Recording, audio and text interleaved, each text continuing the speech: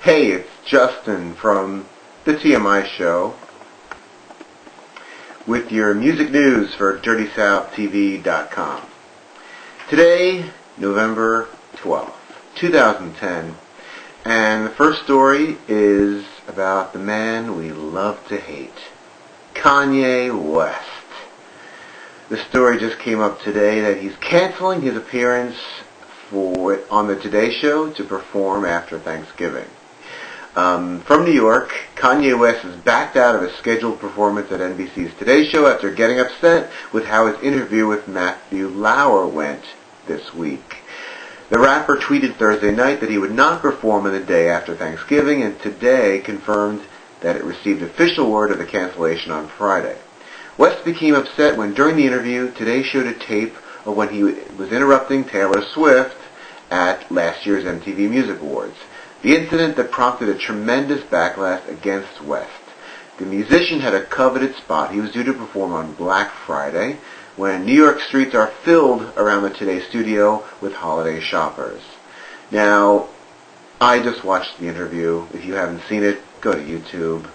He basically talked about how he called Bush, how he said that Bush hates black people, and Bush has been going around doing interviews saying that one of his worst moments in the presidency was when Kanye did that, because basically he was labeled a racist by his comments. Now, Kanye talked about that and basically sort of apologized in his marble mouth way. He's really horrible in interviews. He just needs multiple takes or something. He's not good live talking. I guess singing he's pretty good. But when the moment came when Matt Lauer talked about the MTV Music incident and they played video of the footage, Kanye didn't want to have to talk over his own footage. He didn't want that scene. It was really weird. He's like, how can I talk over myself? Really weird, but here's a picture of the moment. And I'm sorry, Taylor's in this picture too, but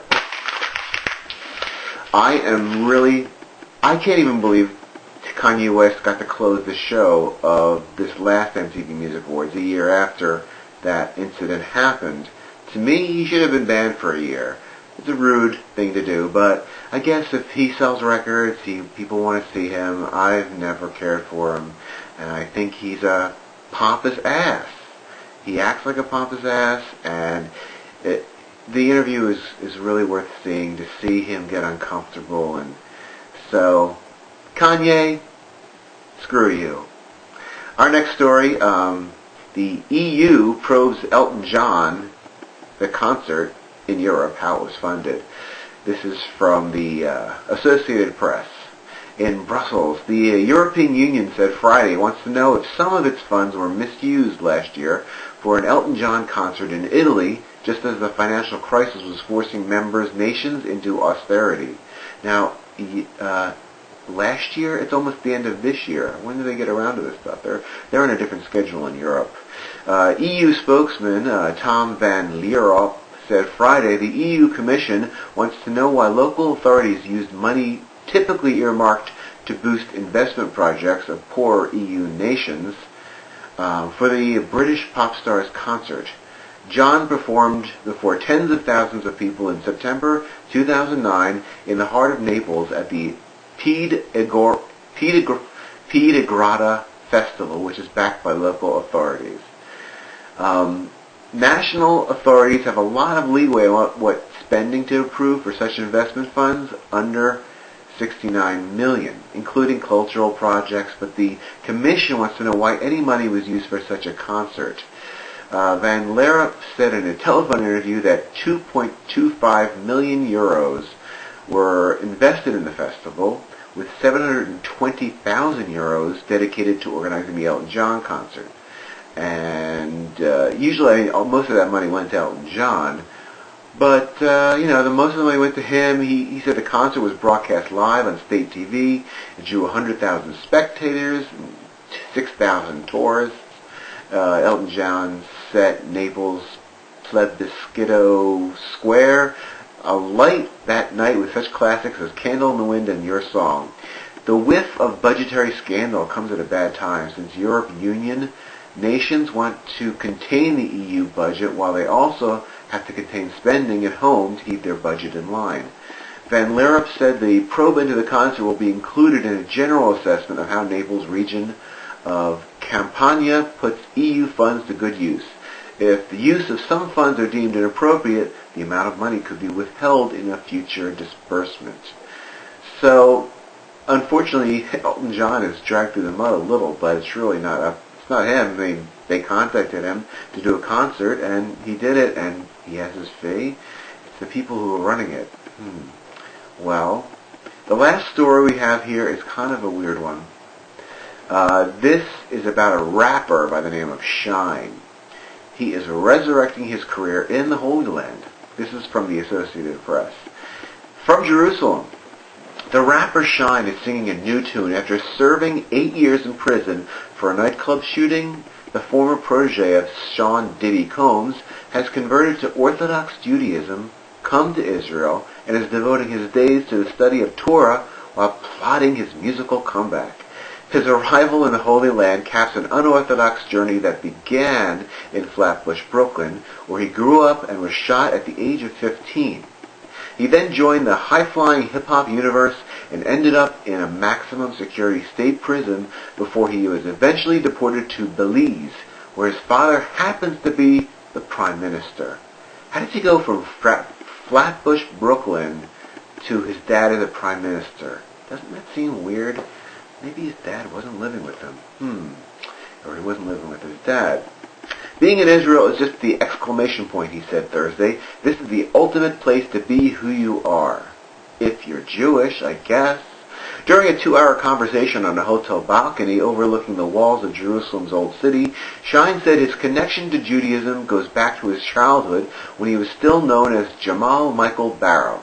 His mother claims Ethiopian Jewish ancestry, but the man who now calls himself Moshe Levi Ben David says his roots go even deeper, and that even as a boy in the streets, he was oddly drawn to Judaism and identified with its biblical heroes. I grew up in a war, constantly battling, and the only person I could relate to was King David. Of course I love Michael Jordan, I love Mike Tyson, I love the typical people that people love, Muhammad Ali, but I had more of a connection with King David, he said. Shyne, 32, has swapped his hip-hop attire of oversized basketball jerseys and diamond-studded teeth for the traditional black suit and white knee-high stockings favored by the Belz Hasidic sect. He wears a black skull cap over his shaven head, but in a reminder of his former life, he still wears the stylish black Ray-Bans sunglasses. Where he once rapped about loose women, fancy cars, and hollow point bullets, he now fires off his staccato sentences about Jewish law peppered with Yiddish in the same raspy voice once compared to that of Notorious B.I.G. I cannot even imagine how that sounds. Unbelievable. Wherever I go, it is going to be the same shtick. This is who I am, you dig? He said. This is the same shtick? He's even using shtick now? Boy, he's really pulling out all the stops. When in his teens, he was discovered by Combs, then known as Puff Daddy, who signed him to his Bad Boy record label. Shyne embraced the lifestyle of women, booze, and partying, but said he was already turning away from that when the incident happened. Oh, the incident.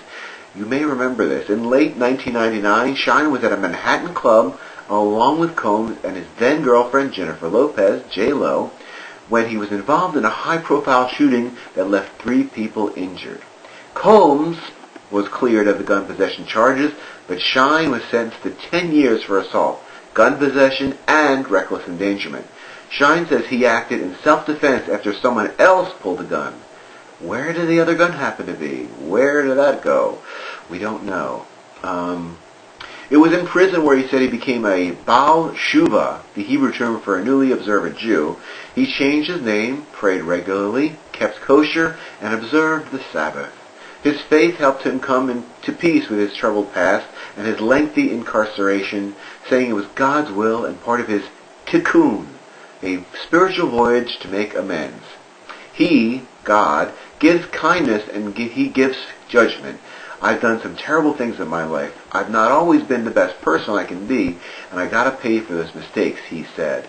What I like is that he was into this lifestyle of women, booze, and partying, but he was already turning away when he happened to go to jail. Convenient, very likely story. Just happened to get in a gunfight right when things were changing for him. Discussing the shooting, he said, "My guilt is endless for a lot of other things, but I didn't get caught for. So that is how I try to look at it." Okay, so he did a lot of other bad stuff. Didn't get caught. This is the one thing he got caught for. So anyway, he was released a year ago, then deported to his native Belize, where he is appealing the decision so that he can return to the U.S. and go on tour. How is it his native Belize if he's from Brooklyn? What the story is ridiculous. He arrived in Israel several months ago for the Jewish New Year and has since undergone a conversion process and a symbolic circumcision. Ooh, he's old. He's older, 32, and he's having a circumcision. And a black guy, that's got to be some job there. Ouch. If he was born in Brooklyn, I guess they didn't do it in his hospital. Weird. Amid his religious studies, he's preparing a comeback. His two new albums, Gangland and Messiah, are scheduled to be released in March by Def Jam Records. His new goals include becoming the biggest music star in the world, but also marrying an Israelite and building a religious seminary in Jerusalem for Ethiopian children.